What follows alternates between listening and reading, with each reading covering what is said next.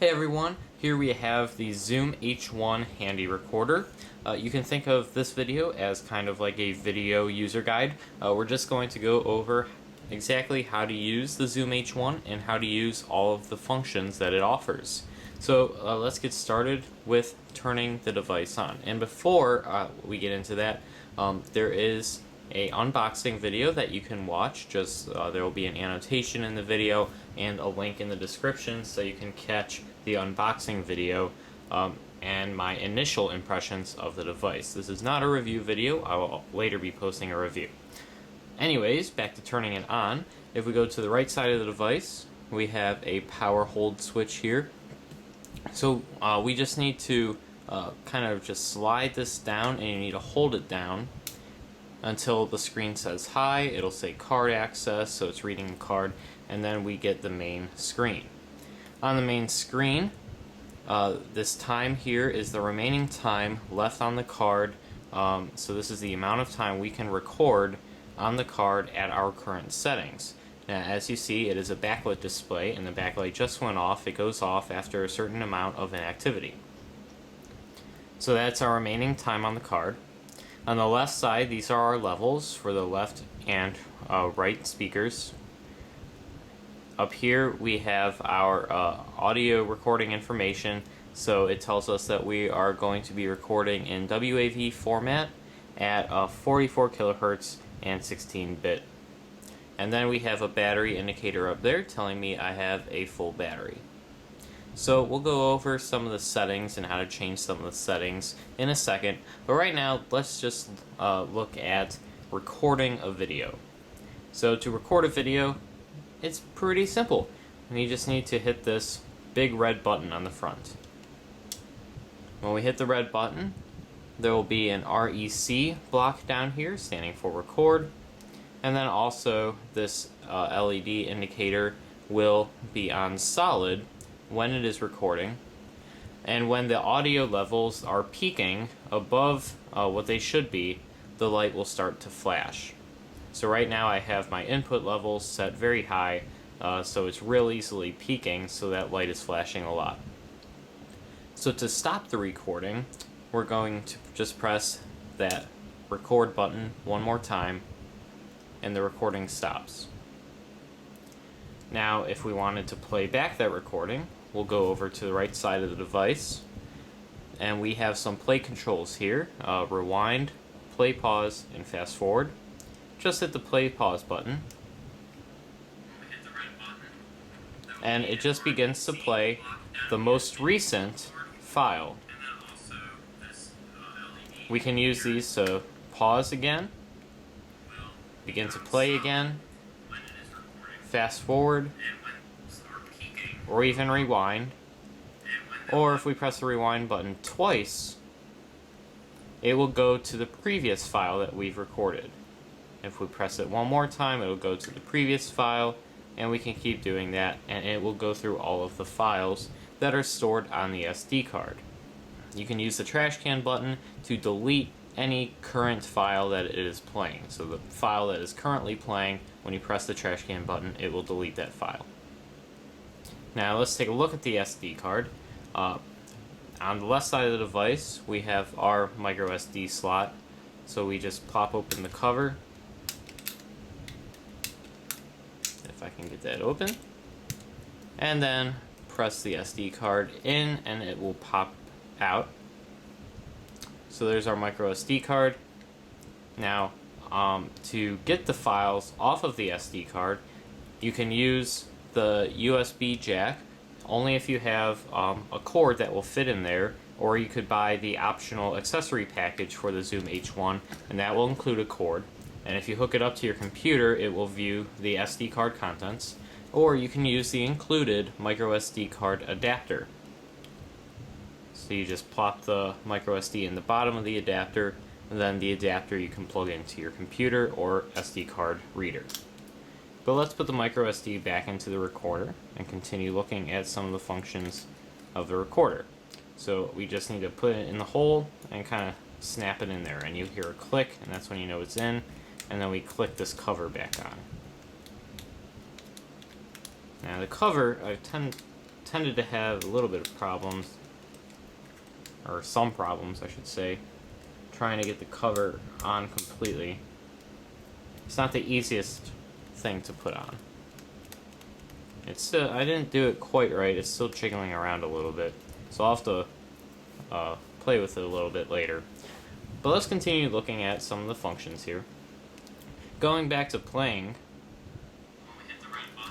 we can change the volume of the internal speaker on the left side with this volume rocker. So the volume is on a level of 0 to 100. We can also plug in headphones in this line out jack here, and then the volume rocker will adjust the volume for the headphones. So let's pause what is playing now. To get back to the recording screen after playing something, just hit the record button and it will bring you back to the main screen. But notice that it is not recording anything.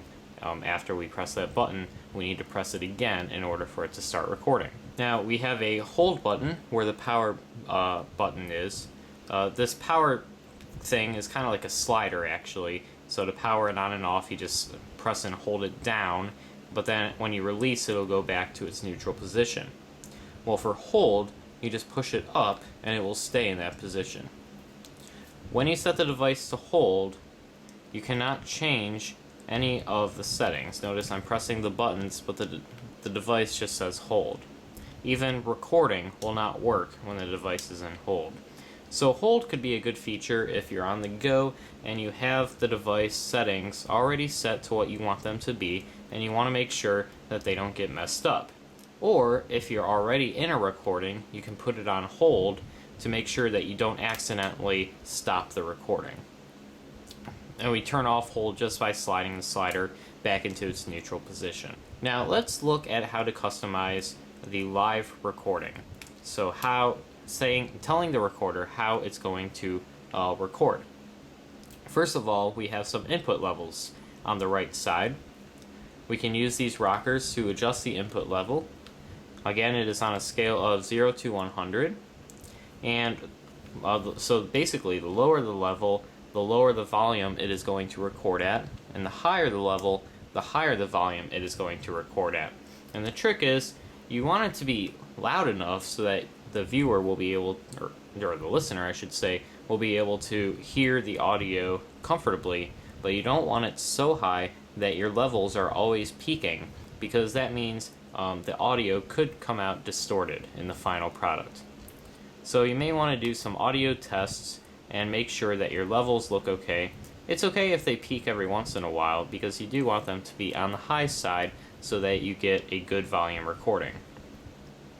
Now, if you don't want to mess with the input levels, on the back we have some more settings, and this middle toggle here is called auto level. So if we flip that on, you notice if we try to change the input level, it just says level auto. So it will automatically adjust the input level to a level that is good for what it is hearing right now, and so that there will be no distortion. So as you can see, it is not peaking quite as often as it was before I set it to auto. But it's still peaking a little bit, which is okay. You can have some peaking to make sure that you get a loud enough recording. So we'll flip auto level back off. Now, some advantages and disadvantages of auto level. Auto level would not be a good thing to have on if you were recording music, because in music you may have some dynamic changes with the music. You may have loud sections and then soft sections, and so you want to make sure that in your recording you get those louds and softs. So you may not want to have the auto level on for that, because when the music gets softer, the auto level may boost the level, therefore kind of canceling out that dynamic change. Instead, you may just want to use the input level to set an input level so that it is not peaking. And the best time to choose the input level is when whatever you're recording is at its pretty much highest volume. So get what you want to record at its highest volume and set it to a level that can sustain that volume. That is typically a good input level to have it set to. Now, next to the input levels, we have another jack. This is a microphone line-in jack. So you can plug in another microphone to use, and it will record with these two microphones as well as the microphone line-in all simultaneously. So 3 channels recording simultaneously. And that microphone will also use the same input levels that you have set. Going again to the back of the device, let's look at some of the other options we have here. First of all, we have low cut, so let's turn low cut on. When we turn low cut on, we see another icon appears on the screen, and that icon is telling us that low cut is on. What low cut does is it will try to eliminate as much as possible any wind or other background noise that may disrupt the recording. Mostly wind, so if you're in an outside environment and it's a little windy, you may want to turn low cut on. Low cut is not really an ideal substitute for like a windscreen, which will really take away that excess noise that you may not want in your recording. But it is a nice built-in feature to cut down on a wind-type background noise. We already talked about the next one, auto level. Going on, we have recording format. Our 2 recording formats we can choose from are WAV and MP3. WAV is the highest quality you can get. MP3 you would only want to choose if you were trying to maximize the amount of recording you can get on your SD card. But if you're trying to optimize the quality of the recording, you would want to choose WAV. So we'll fool around with some of those settings. You can also change the kilohertz and bitrate settings. You can change those, make sure you're on the recording screen, and use the forward and back buttons. So kind of like your playback controls, use those. So the forward button will increase the quality, and then the back button will decrease the quality. So you can choose between different qualities. The highest quality would be 96 kilohertz 24-bit. And if we scroll through them, going down, we can choose 96 kilohertz 16-bit, and you can see my remaining time went up because it is less quality, so I'm able to fit more onto the SD card. We'll go down another one. This is 48 kilohertz 24-bit. Again, my recording time went up. This is 48 kilohertz 16-bit, 44 kilohertz 24-bit, 44 kilohertz 16-bit again, and then we're back to our highest 96 kilohertz 24-bit. So as you can see, with lower quality, we are able to fit more onto the SD card. Now going to the back, we'll try setting this toggle to MP3 and see what happens. And you may notice there was a huge jump in the amount of time we can fit onto the SD card. We now, before we only had 20 minutes, now we have 13 hours. So MP3 is going to be a lower quality, but you're able to fit a lot more recording onto your SD card. So again, let's toggle through some of the quality settings. In MP3, it's going to measure the quality in kilobits per second. So right now we're set to 128, but we can also go to 160, 192, 224, 256, 320, I believe, yeah, that was the highest, so 320. Our lowest would be 48, where we're able to squeeze, well, at least for the amount of info I already have on here, I'm able to squeeze 35 hours, which is pretty impressive because I almost have this thing filled up. I almost have the SD card filled up. So 35 hours is pretty impressive, but again, it's going to be low quality recording.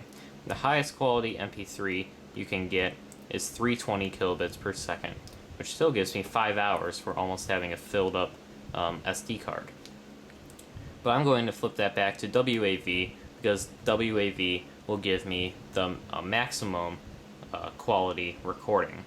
Now, if you ever want to erase your SD card directly on the H1 or format your SD card to work with the Zoom H1, you can format your SD card directly on the H1. You do not need to insert it into a computer. In fact, it may even be easier to do it on the H1 because the H1 will format it to the file system that it needs to be in order to be able to work with the H1. So to format your SD card directly on the Zoom H1, first make sure that your H1 is turned off. Then you are going to press and hold the trash can button and then power the device on while holding the trash can. You'll notice it turns on, at which you can release everything, and then you'll get a screen that says Format, Press, Record. So just do exactly what it says. Press the record button, and then after a second or two, it will say done, and then you will be presented with the main record screen. As you can see, my record time went up drastically. It also decreased my settings, so let's put it back to 96 kilohertz 16-bit. You can see before I only had 20 minutes, and now I have an hour and 25 minutes after I formatted. So it erased all the files that were on there, and I now kind of have a fresh start. Now, the Zoom will tag each file with a date and time that shows up on the screen when you scroll through the different files. If you need to set this date and time because you didn't set it out of the box, or you have a time zone change or daylight savings change, you can reset the date and time. Make sure your Zoom is off, press and hold the record button, and then power it on. You'll see high, and then after it is on, these are the settings, the date and time settings. So use the forward button to scroll through month.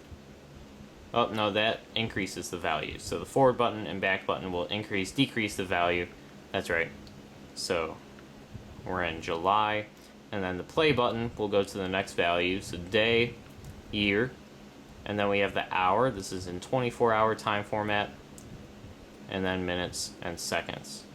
And then when you are done, it will go to the main screen. So that is how to change the time and date so that your files are tagged correctly. So that is the tutorial of how to use the Zoom H1 recorder.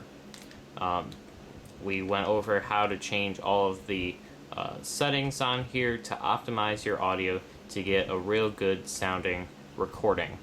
If you have any questions, be sure to leave a comment on the video and I will get back to you. I will have a review video of the Zoom H1 coming out soon after I have a little bit of time to use it and form my opinions for it. Also check out my unboxing of it where I go over my initial impressions and how easy it is to use right out of the box. I tried using it without reading any documentation, so see how that went in my unboxing video. Be sure to give the video a thumbs up and also follow me on Twitter, Facebook, and Google+. And share the video with your friends who may be interested in getting a Zoom H1 or don't know how to optimize it for their purposes. Thank you guys for watching, and I'll see you guys in the next video.